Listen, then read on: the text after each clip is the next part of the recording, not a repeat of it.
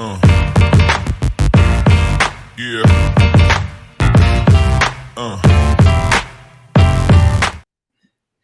Hello there, Talkin Fight fans around the world. Thank you for joining us once again here on the Friday night panel on Talkin Fight. We've got Lou Eisen in the house. We've got Neil the Deal. We've got Mike Orr, myself, Grumpy Graham, and we're ready to talk some fight here. So let's go, boys. Let's start off with you, Mike. What are we going to talk about tonight? We're going to talk about Joshua. We're going to talk about Anthony Joshua. This fight I think he's going to get beat by Helenius. Oh yeah, I think so too. Really? He should. Yeah, I do. I think he's gonna. I think he needs it more than anything. Like, let's be real. He's going nowhere if he gets beat. That's what I'm saying. And Wilder won't take him. We definitely will be talking to one of his sparring partners next week, and that's Jamie TKV. He'll be coming on. Yeah, we're gonna try and get him on the show. He's gonna try and make some time next week so we can talk about the camp and everything after we see what this fight turns out to be this weekend, right? Like, this is a big one, guys. I think Joshua beats Helenius and beats him early. Helenius is the last second replacement. Helenius got stopped early in his last fight. He got savaged. Yeah, he did. By Wilder, right? Yeah. And that was two fights ago, though. Okay, but I just don't think... there was one fight in between. Yeah, like 6 days ago he fought, did he not? Mike, 6 days ago he had a fight in Finland or something? He fought back. Yeah, he fought August the 5th against Mika. I think it's Milanen, who was 6-0. He won that TKO. So that one was that was a walkover. That guy wasn't much. I just think if Joshua's smart, he'll come out early and attack him immediately. Yeah. If he was smart, and if he still had what we call the eye of the tiger, and I've said this for many times on the show. I think he's lost it mentally. I think he's lost it spiritually. I just don't think Anthony Joshua has that Mike Tyson killer instinct anymore. You think he's lost it? I think he's lost it. And I think if Helenius is smart, and I don't know about that, but I think if Helenius is smart, he'll come out and just savage. I'm telling you, he looks savage right now. Helenius tried to do that with Wilder and he got caught. You got to fight smart as well. Yeah, true, absolutely true. Was that a one round knockout, Mike? Wilder knocked him out in the first round. Yeah, he did. But he's lost 4 out of 5, guys. He's lost 4 out of 5, right? His last no. He's lost 1 out of his last 5. Yeah, he beat Adam Konicki twice. Yeah, twice. Yeah, he beat Adam Konicki twice. Okay, so he's won 4 or 5. Yeah. Yeah, so his last fight, August the 5th there, that was a warm up. He wasn't expecting, it was to come back after that loss, but then he was also not expecting to step in with Anthony Joshua. So he's still kind of ready too, which is not. He's really not taking it on last minute. If you think about it, he's prepped. He's ready to go. It'll be nice for him. He's definitely got to come right out of the gate, bring the fight to Joshua, and use that savageness that he has. If he can capitalize on it early, could be a different outcome. Joshua was very tentative in his most recent victory over, was it Jermaine Franklin? Yep. Yeah, he was very tentative. Didn't look good at all. No. I was not impressed. It takes a lot. When you lose that confidence, some guys just don't come back from it. And, there's been many times we've seen it in the boxing world, guys they can't come back from that mental loss.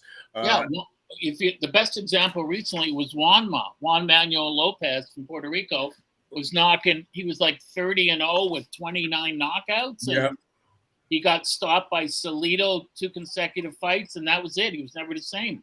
Yep. The guys came up and just beat him easily. Yeah. Yeah, and I think for Joshua, this is it. Like, if he doesn't come through with the victory, he's got to think of something else. He's made his money. You know what? Go enjoy it, spend it. Do something else, because honestly, you're not going to be.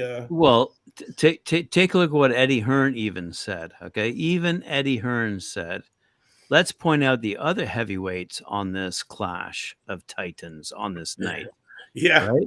Even Eddie Hearn is deflecting media attention away from Joshua and saying, hey, we've got a bunch of other heavyweights in this clash. We're Oh, not solely relying on the fans to look at the fight between Joshua Helenius. I mean, we've no, got no.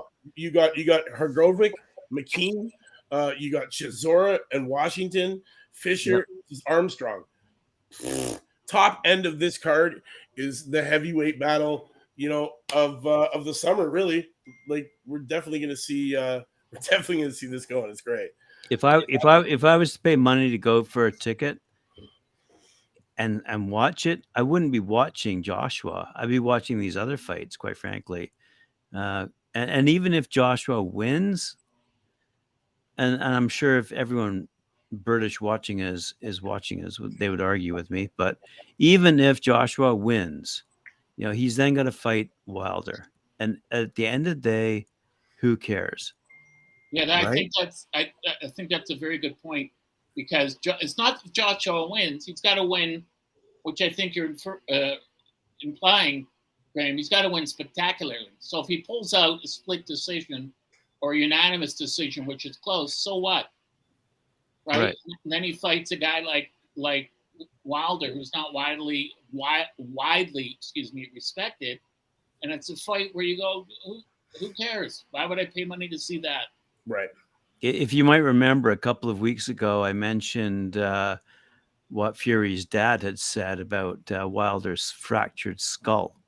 So, to be blunt, and I've said this on other media channels as well, and got a very interesting response from boxing fans, and that is quite simply, if Deontay Wilder has suffered major trauma to his brain, all it requires is one punch, and he is out cold and maybe out for the rest of his life. Honestly, it looks like he's chosen not to write books later on in his career. Well, or read them, but or even hold an interview or two. But the thing is, it came out, I guess, a lot this week, but also a couple last week after the Spence fight with Crawford. Spence's neurosurgeon said that I advised him, because that wasn't his first. That was a terrible car crash, but he'd had two others, and he said I advised him to discontinue his boxing career because he'd suffered irreversible brain damage. Right. And so he said, "Thank you for your opinion." And I said, "It's not my opinion. It's a scientific fact. I've seen the X-rays. You should not be boxing." Right. And he decided to ignore it. But I've known, as we all have, hundreds of fighters that have ignored it. I've only known one particular Canadian fighter who still not happy about it, but was told when he was stretchered out of the ring, he was told weeks later, you have a serious blood clot, and if you fight again, you'll die. And he retired reluctantly. So I think, I didn't know if Wilder had a skull fracture per se, but he may have, but he definitely has brain damage. I was lucky enough to help promote Errol Spence's fight in Toronto, and his speech is unintelligible compared to then. And same with the Charlos. Not being rude about them, but I don't understand when they're talking on TV, even when they're speaking slowly. I know they have a Texas accent, but which can be tough sometimes, but yeah, let's be real. It is a little. I have no clue what they're talking about, and I'll tape it and watch it back and say I don't understand a single word. Yeah, and this is where we get into the very heavy issue, because I personally think, just like other professional sports, there should be a concussion protocol in boxing that's shared among the sanctioning bodies and is agreed upon and is enforced. So in other words, if a neurological surgeon comes along and says, "Hey, Deontay Wilder, if you got hit in the head one more time, you could actually die," then I think his card should be taken away from him, and he should not. Why? Because why should we, the fans, be allowed to see that happen? And, if someone dies in the ring, we don't want to see that happen, really, truly. I'm surprised nothing's showing up on CAT scans. You're right, but unfortunately, the mobsters that run the sport don't care. And some of those mobsters, genuine mobsters, work for the sanctioning bodies. And I don't know of a single instance from the 1920s on, where the welfare of a fighter has been their main concern. I've seen a fighter die, so it's not a pleasant thing. It's horrifying. And Right. Wilder shouldn't have a license, and you know, I mean, but boxers sometimes can go to different state commissions and get a license. It's sad, but when you say the sanctioning bodies, look at Terrence Crawford. I'm telling you right now, we're in second week in the head.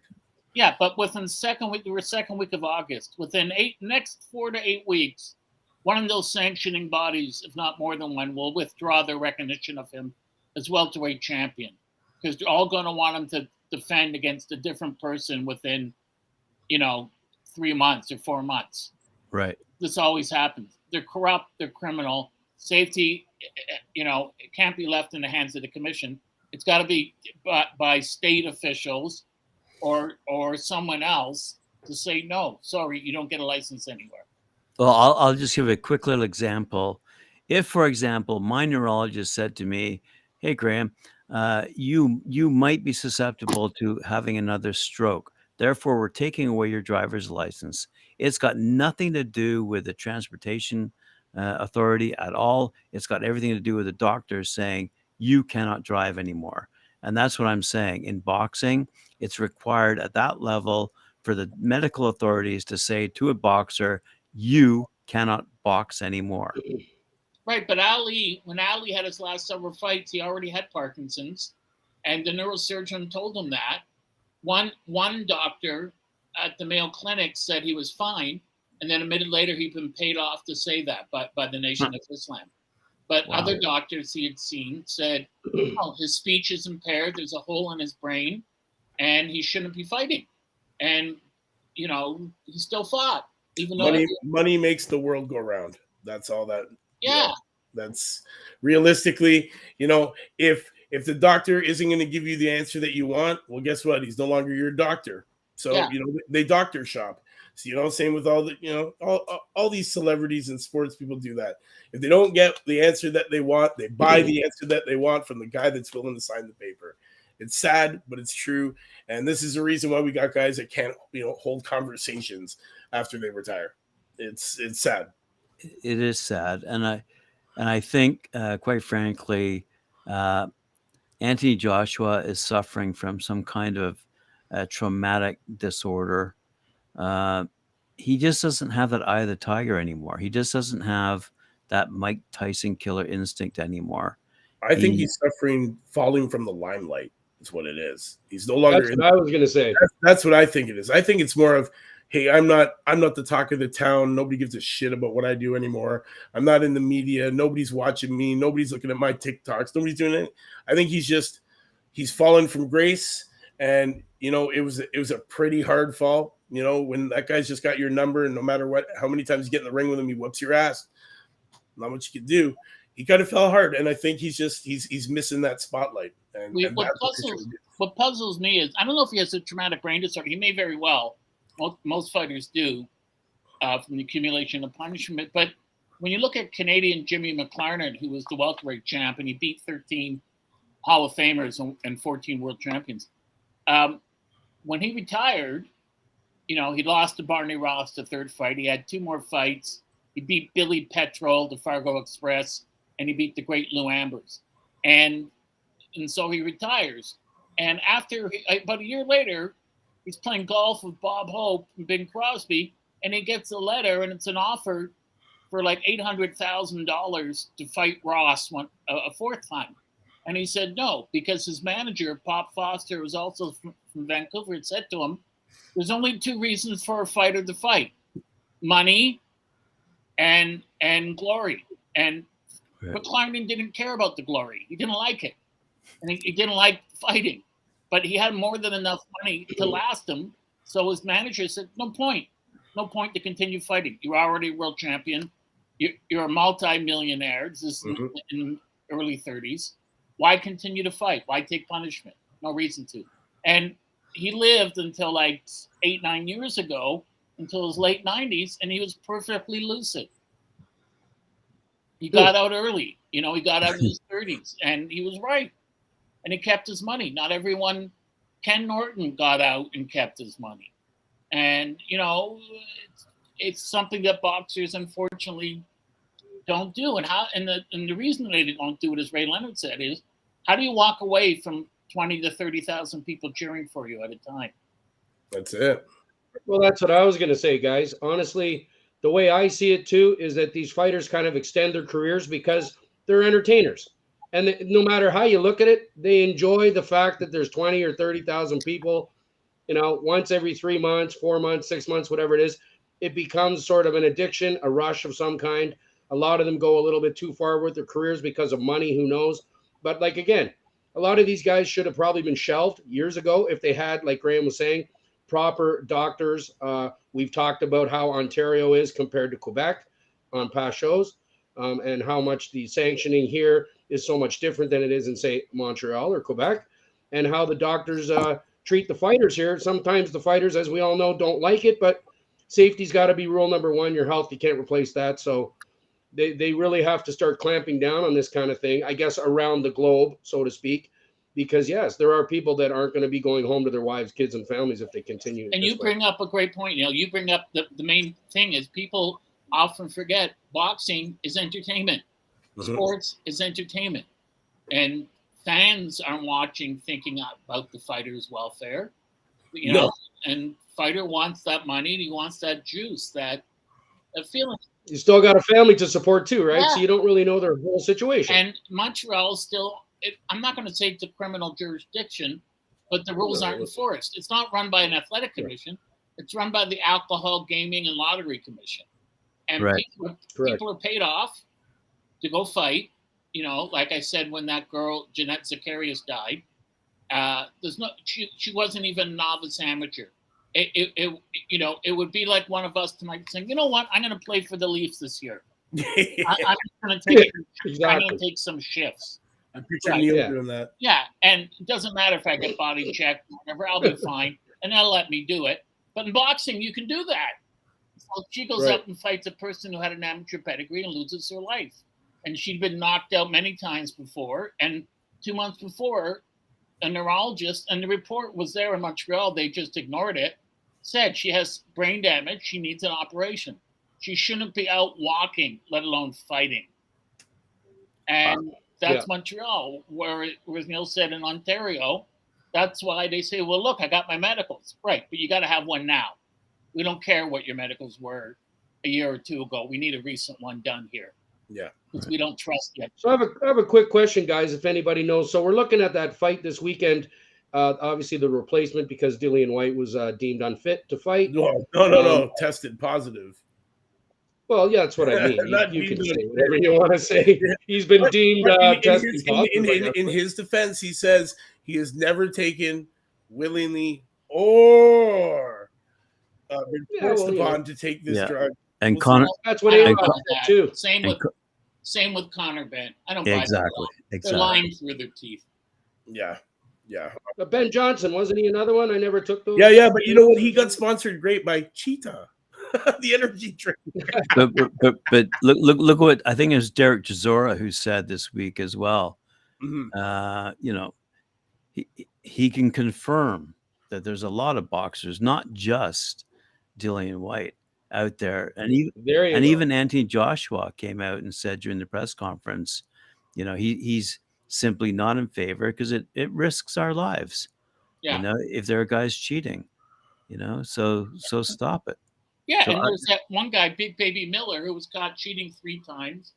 Canelo's been caught. Science doesn't lie. No. You know, you can deny it all you want, but it's part of this culture we have now where the truth doesn't exist. You know, 1 and 1 equals 2. I say it doesn't. Okay, fine. So these guys are caught. Boxers have been caught before, and they'll be caught again. Right. Yeah. Honestly. Yeah. Well, like I was gonna say, all these fighters, as Graham just mentioned, there's a problem when you got a bunch of them involved in that sort of thing, right? And they're kind of performance enhancing drugs, whatever you want to call them. And what happens is, they seem to get a little bit of an edge. I mean, at that caliber, what we're dealing with, a world champion boxing, for instance, to get that little bit of edge, they're falling into the trap, and they're saying, well, other guys are doing it, other guys are getting away with it. I got to do it to keep up with the Joneses type of thing. And in reality, it's the same thing. Like you guys have been saying, these different sports will go back. You can ask them, and they'll say, well, I only did them because everybody else was, and that was the only way I could keep up, right? So unfortunately, that's just the way it is. And like Lou said, I'm sure this has been going on for, I don't know, Lou, right? Yeah, for as long as they're 100 years, you know what I mean? Well, I don't know that long, but as long as there have been performance-enhancing drugs. I know Floyd Mayweather, had to pay a lot of money to Pacquiao to apologize because he accused him of it. And when they got to the evidentiary stage, he had no evidence to produce it. He just said, I just heard. Pacquiao was different because he voluntarily got tested all the time. And they were surprise tests. No one told him when they were. So VADA was testing him on a regular basis. And the test results were available to Mayweather and everyone else. So people say, well, yeah, but he went from flyweight to welterweight, Yeah, but so did Jimmy McLaren, and so did 2 or 3 other boxers. It's not that it's never been done before. And in McLaren's time, they didn't have those kind of drugs that they do now. And Pacquiao just had more skill. But there was a racial part there because he was Filipino. They didn't want to give him credit. So the easiest way to denigrate him is to say, well, he took drugs. Yeah. Right. And he didn't take drugs. But we know that Conor Benn did. And he makes it worse by lying and continually talking about it. Just say, I did it. I was wrong. I'll volunteer to be tested anytime. Right. So if there was a number of these guys, what would you think about? Would they ever consider, Lou, you think, or Graham, Mike, bringing these guys in front of a tribunal and have them actually tell the truth? You know what I mean? Would that ever happen in boxing? I don't think so. There's no point. There's no point. It doesn't matter. And quite frankly, a really good example would be this week when the WBA agreed to support the IBA, the amateur group, even in the flying face of the creation of the World Boxing Organization by Team USA, Team Canada, GB. All these amateur federations support world boxing, and yet who does the WBA come out and support? The IBA. Yet IBA has been in support of all sorts of, let's just call it cheating / fixing, whatever you want to call it. And also you have to realize something about the WBA, Graham. They have no standing at all. They're the ones that took Muhammad Ali's title away from him after he beat Sonny Liston because there was a rematch clause. And they said, because you didn't tell us about it, you were stripping you of the title. But he did tell them about it because if you didn't get a rematch clause, Liston never would have faced Ali to begin with. And there's a meeting, which I have in my book, of the minutes from the meeting where these WBA commissioners, these weren't high hats. These were guys that owned dry cleaning stores from all over the States. And they were talking about Ali. And they said, where does a mouthy nigger like that get off changing his religion? Who the hell does he think he is? And they ignorant. They use the N-word for Liston. Where does he get off thinking he's as good as white people? We should put him back in the gutter. These are the kind of people you're dealing with at the WBA. They're a criminal organization run by gangsters, and they should not exist. Yeah. What they say has no bearing in truth or fact, and they're just run by criminals for their own financial benefit. And what bothers me more about the WBA and WBC and WBO is that they operate and make 90% of the money in the States, and yet they don't abide by American law. They get away with criminality. And so does the IBF, which is based out of New Jersey. Wow. And you were talking about a tribunal about what would it work? Who is it? Chavez Jr. who fought Sergio Martinez and Canelo. It's Julio Cesar Chavez Jr. Am I speaking of the right Chavez? Yes, I believe so. Yeah, and Chavez when Jr., and when he fought Canelo, and he fought several other fighters because Jose Suleiman, who was a convicted criminal, ran the WBC. He got away with not testing before or after for drugs. They didn't make him take a urine test. Ah, at any of it. wow. And finally, Chavez, when they signed the contract, Canelo Alvarez made them sign a contract that said, you take a drug test before and after, or you don't get paid. Otherwise, you don't fight me. And if you don't fight me, you don't make any money. No one will fight you now. And he had to do it. And still, they tried to get him around it. But he rarely would take a test. He would just leave. Interesting. To round out the bottom of this card, guys, I got to say there's some young fighters that are coming up here. Campbell Hatton's on this card. 12 Yeah, good guy. Yeah. Yeah. You know, a lot of people are giving this kid crap. They're saying that he's not good, but hey, he keeps coming up with these wonderful victories. He's taking on Tom Ansel. This one should be easy for him. Also, Maisie Rose, Courtney, I profiled her on the show. George Liddard, 3-0, nice middleweight coming up. And also Brendan Scott, 5-0, another featherweight coming up through the game. And this is gonna be a great card on DAZN. Definitely, I can't wait to see this one. And I believe this one's starts at 2 p.m. Eastern Standard Time. Yeah, it's tomorrow afternoon. Yeah. I think Valdez will beat Navarrete. Yeah. You think so? Yeah. Valdez Navarrete? Good technical boxer, strong, great finisher. He's better technically than he's given credit for. Navarrete is more of a fighter than a slugger. He's got the reach and the height, but he's not going to use it.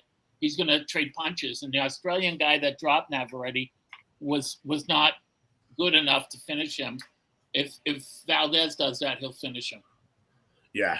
I'm pretty sure Navarrete had to move up some poundage, didn't he? Mm-hmm. Yeah. I mean, he's looking a little.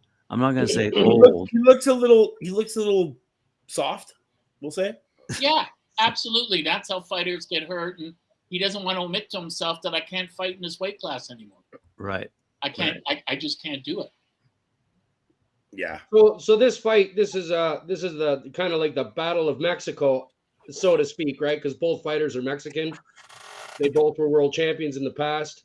They both are, they're good fighters. That's what I believe. Both of them do have really good careers. They still will after this fight, either way.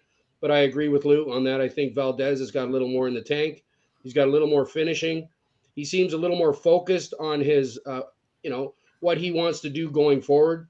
Navarrete, like you said, had a hard time in his last fight. He almost got knocked out completely. He even admitted to himself that after he was knocked down, he was having a hard time collecting himself, but he did come back and eventually win that fight. But I'm looking at them as both really good fighters. They both have great hand speed. They're both knockout fighters. They're pressure fighters.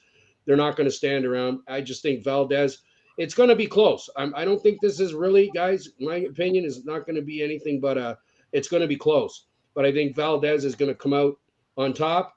Something like a unanimous decision for Valdez. I don't think Valdez is coming off that Adam Lopez unanimous decision back at the Grand.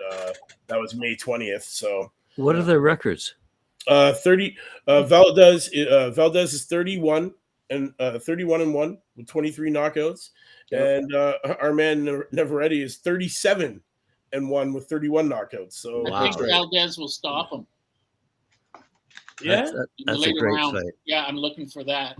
Well, both these guys got stopping power. They both can do it. Yes, this one here, Navarrete's just looking a little soft to me right now. I thought there were some women on that card. You know what? I want to touch on that card for a second. Like, honestly, what I'm excited for on this card, to be honest, is we got the Vargas dynasty, Emiliano coming back for another fight. We got Antonio Morales, the tower. This kid, we've talked about him, Graham. Yeah. If you do not remember, 7-0. El Gigante, 26-year-old, 85-inch reach, 6'9" heavyweight. This kid, I can't wait to see him on the card. Also, Richard Torres Jr. back in action, man, looking to stay undefeated. He's 5-0, taking on Willie Jake Jr. Richard Torres is, honestly, we have yet to see what this guy can really do, but every time this guy gets in the ring, he is devastating. But he hasn't fought anyone of any worth yet. He hasn't fought anybody of any worth yet, but they're building this kid. They're building this kid. They're putting stones in front of him that he just has to climb over. They get a little bigger every time, a little bigger every time. But every person they put in front of him, he is just completely destroyed. Honestly, he's, I believe he hasn't even been in the distance. No. And every time when I watch a fight card with my wife, who has no choice but to watch, she'll say to me, "How many fights?" And I'll say there's 6. They're broadcasting 6. Yeah, but 3 are heavyweight, so they're not going to go more than a couple rounds. Yeah, they're going to end early. Yeah, I actually I could only imagine. I've seen some of these cards around the world, and there was one that I watched, and I swear to God, there was 30 fights on it. 30 fights on this card. Wow. And every single one of them went the distance.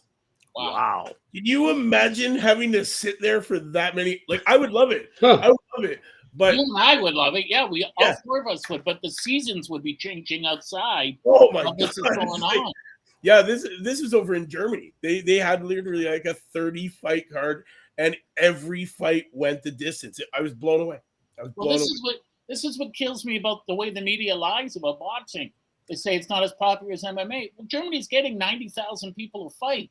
Yeah. Same as Britain, and in the States and Texas, you're getting 70,000, and in Mexico you're getting 100,000. So where does this come from? That, and same in Japan. Where does this come from? That boxing's not as popular. It's way more popular.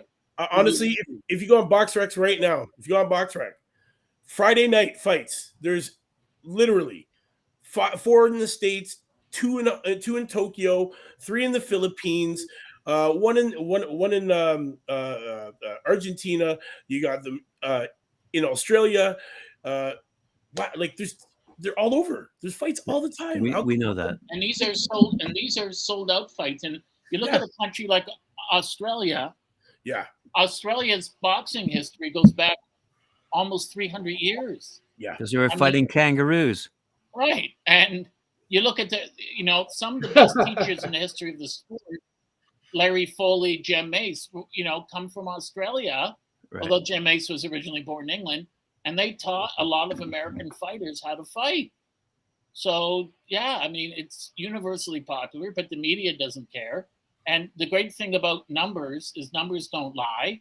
And someone posted on the internet this week, not pay-per-view, but live gate numbers from fights in the past 5 years from boxing and UFC. And boxing was, it's drawing 70, 80 million live gate, and UFC is not even near that. I mean, if you're the best UFC fighter of the night, you get 50 grand.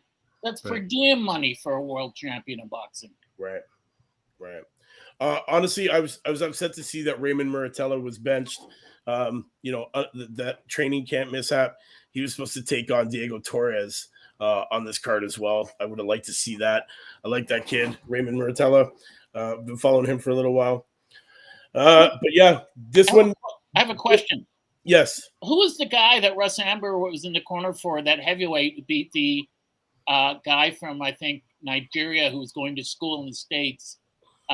This was 2-3 weeks ago in a card. He had this heavyweight from Ukraine or Russia who was like 6'6", 6'7", and just destroyed this guy. Guy lives in Montreal.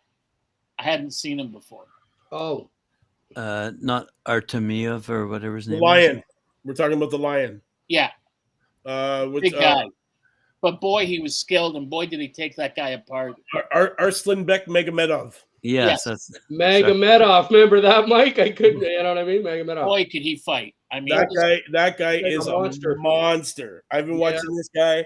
Very calm. Yes, very calm. He plays chess, not checkers. Wow. When he's in there, and he moves. Oh, yeah. He can move fast. Yeah. He can literally close the distance.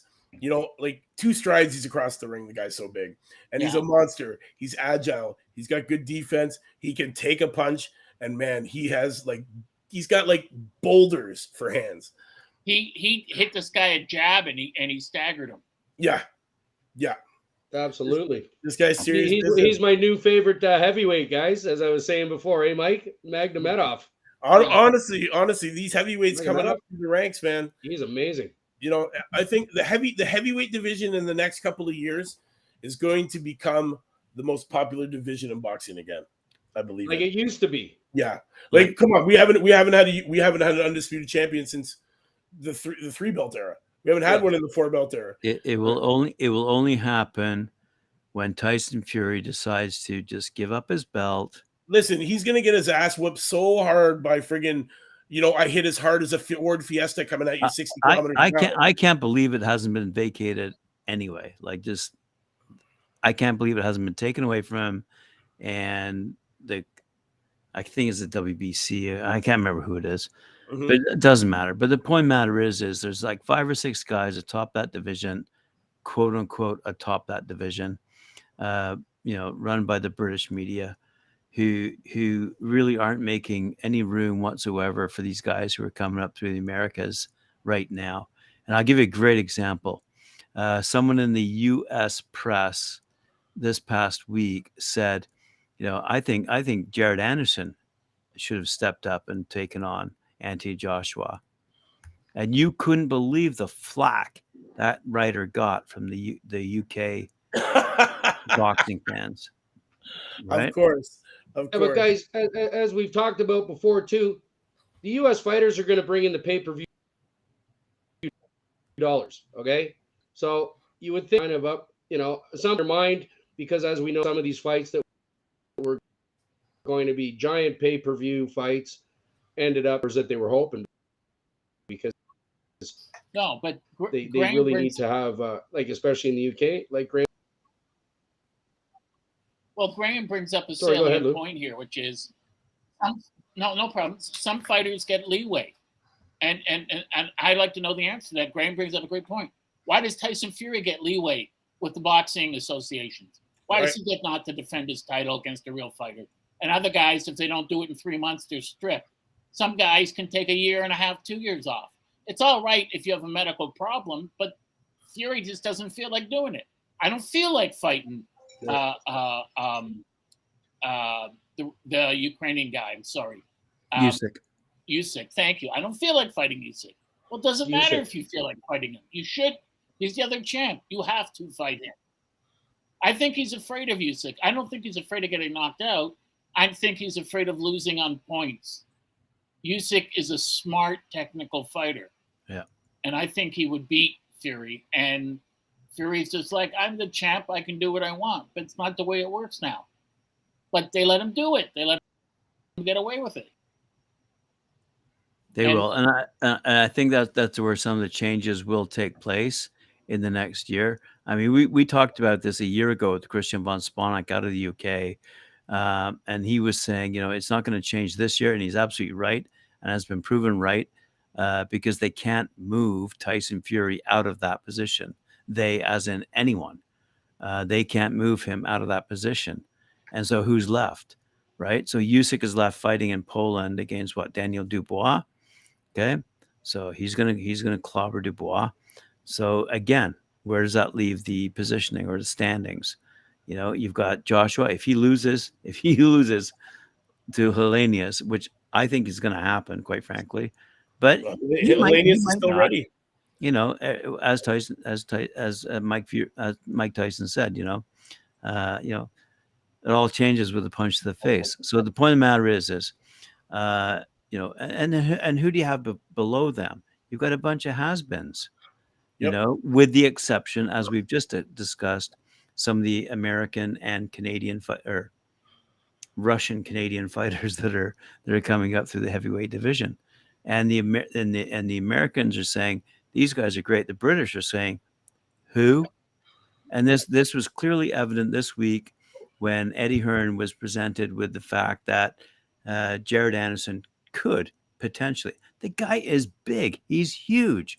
He's got that Mike Tyson in him that Anthony Joshua does not have. And that's why I thought that would make a great fight right now.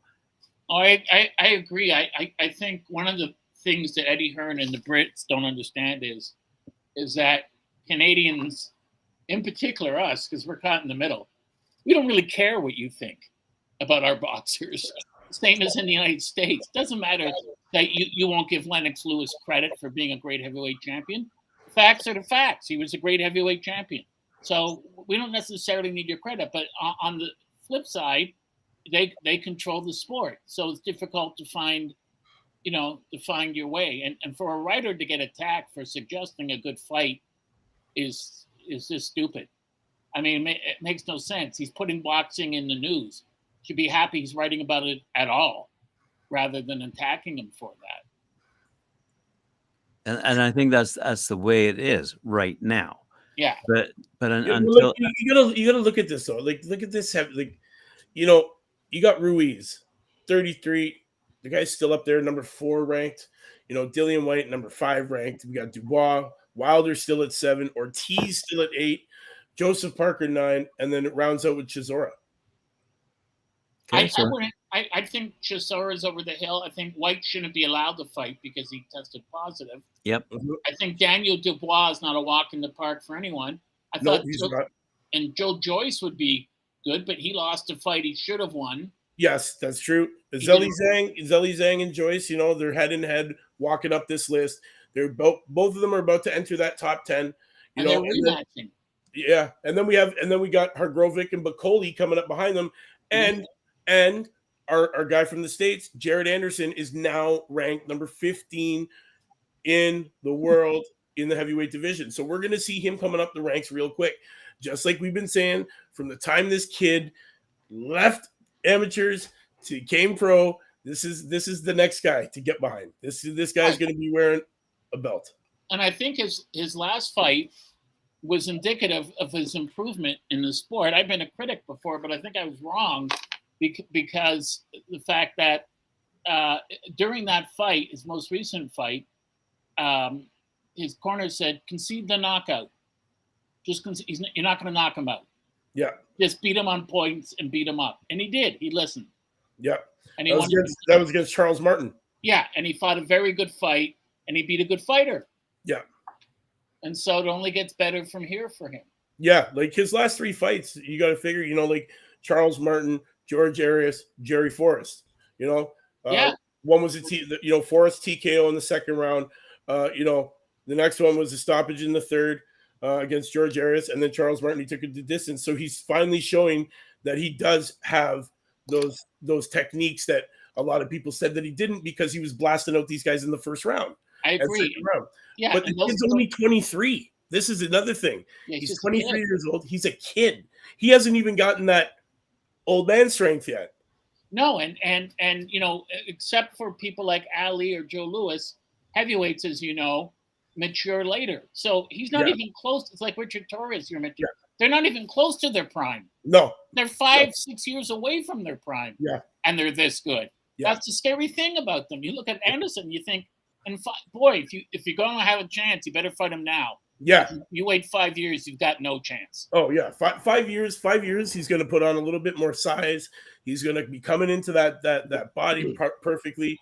He's going to know more about himself, and that's the thing. And when he knows about himself, a mean side. Yeah, and then that's when you're going to see this guy really start to run through competition. Like if he's sitting 15th in the world now, at 23 years old, next 5 years he's going to be on top. Wait a sec. Hang on. If you're looking at the top 15 and 8 of those guys are on their way down, he realistically is like 7. So let's give this guy a little bit more credit in terms of. I do. I give him credit. I think he could step into the ring with any one of those guys in the top 15 right now. I agree. Well, I'm sure he'd like to, but I think he's managed by Bob Arum, if I'm not mistaken. So. Yep. But they're not gonna push him. They're not gonna push him fast. That's what I'm saying. I don't think we the fans are going to see that happen very soon, which is too bad. But all I was saying, and my point was, when Anthony Joshua needs someone to fight, who can step in and make the heavyweight world exciting again is a guy like Jared Anderson. He's the guy. He's the guy who can make it exciting again. And there are other names. True, but I don't know if Joshua the one that takes the risk or it's management. No, see that's the thing. He's right now. You don't gain much from fighting him other than getting your ass whooped. That's pretty much it. Right? He's high risk, low reward, but honestly, 5 years from now, when he really settles in and comes into his own, you're gonna see a dominant heavyweight champion. Oh, I agree. And it's the same Crawford. It's all this BS this week. Well, someone posted he's going to fight Gervonta Davis. He's not going to fight Tank Davis. He said, No. I gained nothing from that. No. The guy, if I beat him, then he comes up, well, he was a lightweight. You just beat a lightweight. Right. So I'm not going to get credit for beating him. I'm not going to make money for fighting Bouts Ennis. I want Charlo. After he fights Canelo, he's the one who stood there at ringside and yelled things about my wife and my family, my kids, and called me a sissy and called me names and said I was cheating. He said, that's not professional. He's a moron. And that's the only other fight I want now. My body can only go up to 154. I want him. I want to punish him for the way he acted. And I think he will. I'll give him credit for that. I will. No. It's interesting. I mean, about a year ago, if you remember, when Bob Arum was managing Terence Crawford, the big problem that Bob Arum had with Crawford was that he wasn't speaking his mind at these press media conferences, and he was being too quiet. So at least now we see some kind of, shall we say, anger out of Terence Crawford, which is good. And I'd love to see him kick the shit out of Charlo, quite frankly. I'd like to see the Charlo brothers fight each other. You never know. They're not that bright. I mean, that's not an unreal possibility. But, to what Graham just said, Ali said, they asked Ali once, does it bother? Because when Ali was first champ, he wasn't well liked. So people would say, reporters would say, does it bother you that people boo you? And he said, I don't care. He said, 99%, 100% are coming to see me, but 99% come to see me get beat. But as long as they pay, I don't care. I got these, and these will do their job. That's so, and like you're saying, Crawford didn't speak before. And because of Ali, every fighter since him, and Ali got that from Gorgeous George, every fighter since him has had to really promote their own fights. It's not the amount of seats that you sell, it's the amount of asses in the seats. And, Ali changed it where, people came to see Mayweather get beat. They didn't like him, but they still paid to see him. It still shocks me to this day, quite frankly. And I don't know if this is the same in North America, but in the UK, boxers are expected to sell tickets. Yep. Like in the music industry back in the old days, if you want to play the Whiskey a Go-Go, the guy would give you 1,000 tickets and say, here, sell them for $5 each, and you made $5,000. There you go. I know that happens in Ontario all the time with different promotions. Fighters have to sell seats. Yep.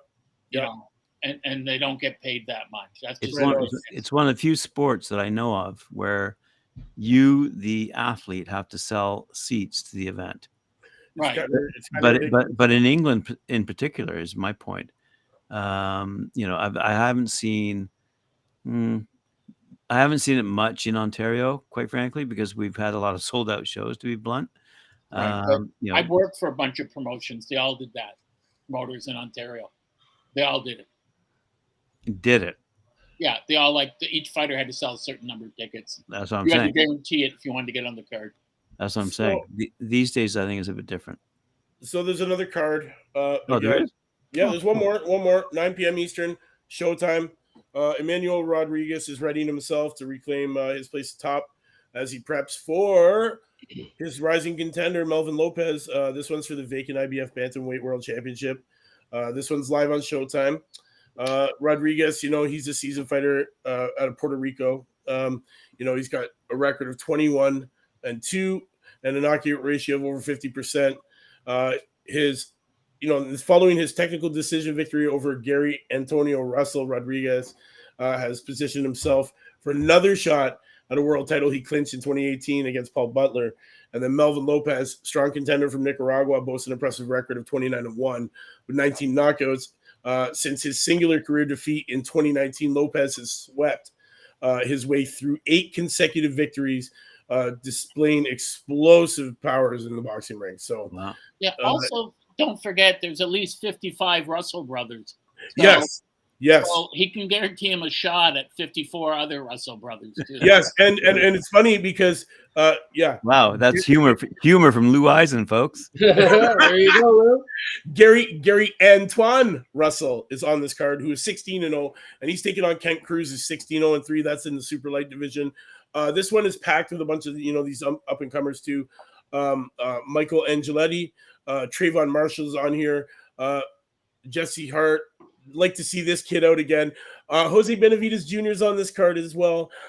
Daniel Blancas, watch out for this kid, super middle, coming up through the ranks, man. He's now ranked 207th in that division, man, and he's 6-0 right now. And David A. Whitmire, who's burst onto the super welter scene, and he is still undefeated at 2-0, looking for his third. Nice. But the headline here is that IBF World Bantam, it's vacant. Lopez, Rodriguez, USA Showtime. What more can you want, right? Well, you know what? This week they signed a great fight. Sonny Edwards and Bam Rodriguez are fighting, and that will be an incredible. That may be a fight of the year. Yeah, love that one. Jesse Bam Rodriguez. I love Bam Rodriguez. Yeah, big fan of him. When is the Joshua fight with Lenny's? With who? That one starts 2 p.m. Eastern Standard Time. Oh, that's tomorrow. Yeah. Oh, I didn't know. I thought it wasn't for another week. Okay, thank you. Yeah. Well, sorry, Mike. When, just so I got my time zones here, when that show you were just talking about, when's that one? That one is 9 p.m. Eastern. So on Saturday. Where's that being fought? That one is being done in MGM National Harbor, Oxon Hill, Maryland, USA. And that's a TGB Promotions. Rodriguez. Good old Oxon Hill. Yeah, Oxon Hill. I think I mentioned this last week. Maybe I didn't, but it was interesting that Tank Davis has his own promotions company, and I might have mentioned it. But anyway, I was just wondering if it was associated with Tank, because I was really happy to hear that a boxer who's made millions is putting his money back into the sport and developing younger boxers. So I was really happy to hear that. And by the way, Maryland, Massachusetts, great states for developing boxers these days that I'm noticing anyway. Not to mention, obviously, New York. I haven't seen much out of New Jersey, but just along the eastern coast, there's quite a few really good gyms and clubs that are churning out good fights. And they always have in Massachusetts. It goes back to Sam Langford. They produced him, George Budge Byers, the original George Godfrey. There are a lot of great Black Canadian fighters and other fighters that went from the Maritimes and from Canada down to Boston, which was a hotbed for many years, and still is. I mean, don't forget the first Ali Liston rematch was originally scheduled for Boston. Yeah, you learn something new every day. That's right. Especially when you have Lou, especially when Lou's here. Especially when Lou's here. Lou's always got something new to teach us. Right. So I guess paid the big bucks. That's right. Lou. No. That's why Lou gets the big screen. The big head with the big screen. I thought I got the big screen because my head was so gigantic. You gotta have a screen big enough for all that vast knowledge, right? No. It's like my father would call himself a mountain of useless knowledge. Yeah, I've been called Dr. Useless Info a few times. Yeah. When I was a friend of mine who was a not a promoter, but a matchmaker, the late Jim Gentle, and Jimmy the Gent, and my closest friend in boxing. And I would give him some obscure fact about Jack Dempsey, and he would say to me, "Well, that's great, Lou. You and the other two people on earth who know that fact, I'm sure we'll one day get together and have a drink and discuss it." Yep. I hear you. That's right. All right, so guys, just to put it out there, okay, Joshua Hellenius, DAZN, August 12th, 2 p.m. Eastern Standard Time. Yep. Rodriguez versus Lopez is on Showtime, 12th at 9 p.m. Eastern Standard Time. Then Navarrete, Valdez, ESPN Plus, Sky Sports, August 12th, 10 p.m. Eastern. So there's all the fights for the weekend. Definitely, there's going to be some knockouts. So look for the Knockout of the Week award coming back to you on Sundays. And speaking of future shows, Mike, let's not forget what we've got upcoming. So we've got Lou's show upcoming on Sunday. Who's your guest? Who's your guest this week, Lou? My guest is Mark Cram Jr., and we'll be discussing his book on Joe Frazier. And his father, Mark Cram, of course, wrote Ghost of Manila and wrote hundreds of fabulous articles for Sports Illustrated. But Mark Cram Jr. is a winner, a multiple award-winning writer, sports writer from Philadelphia.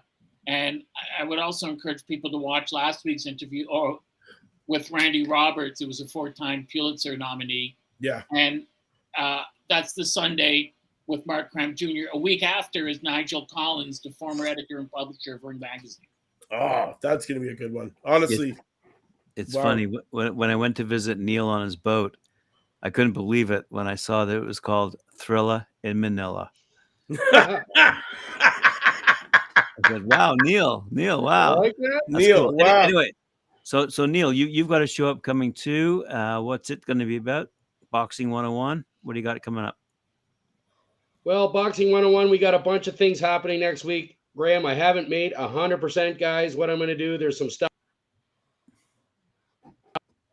in the UK. There's some stuff coming up in the United States. So check it out. Boxing 101 8:30, Talkin Fight. Fair enough. I'm still And look for the return of Knuckle Up. We are looking forward to that. I understand you're working with some graphic artists. You've got some new sexy stuff lined up. Yes, for some us. new sexy stuff and some new hopefully you know what? We're gonna start using that fair usage policy a little more, I think. Yes. And definitely put the show together, better to help educate the public out there, because that's what we're doing. We're bringing you news, we're bringing you statistics, and we're helping to educate the public of these wonderful pugilists that we talk about every day and every week and that we watch all the time. So I can't wait. But yes, return of the knockout of the week Sunday. Definitely look out for that. Some great fights. I'm predicting it might be a Richard Torres win, because he does usually tend to sleep guys a lot. Yeah, He has been Aaron featured. Anderson. Yes. Rich has been featured before. I must say this then before we exit out tonight's show, which has been fantastic. Yeah. Just this week, actually, it was just a couple of weeks ago when I announced that we had, because we have Faces for Radio, we'd surpassed 50,000 downloads on Podbean. Just this past week, we surpassed 100,000 downloads on Podbean. So I don't know if you're mathematicians, but that's what they call a spike. A spike. An upward trend. God knows what it's called, but we're trending. Drugs involved either. Trending. For those people who are following analytics out there, I'm not one of them, but I got to tell you guys, seriously, we're doing a good job. We're being recognized by people around the world for what we're doing. So we're educating, we're informing, and providing our opinion and analysis and commentary, and people are enjoying it. So Excellent. Thanks very much, guys, for helping us out. Next step, let's see if we can make some money. Yeah, man. You know what it is. Well, absolutely. To all the Talkin Fight fans who tuned in to today's episode of the Friday Night Panel, thanks. Neil, Graham, Lou, you know what it is. To all the fight fans out there, thanks for tuning in. We will see you next week, same time, same channel, new topics. You know what it is. We'll see you then. Thank you very much, guys. Thanks, guys. Night, everyone. Thank you, everyone.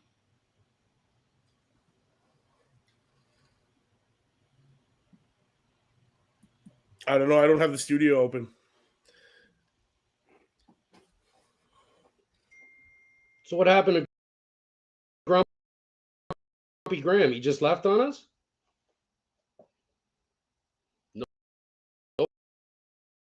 Nobody come back?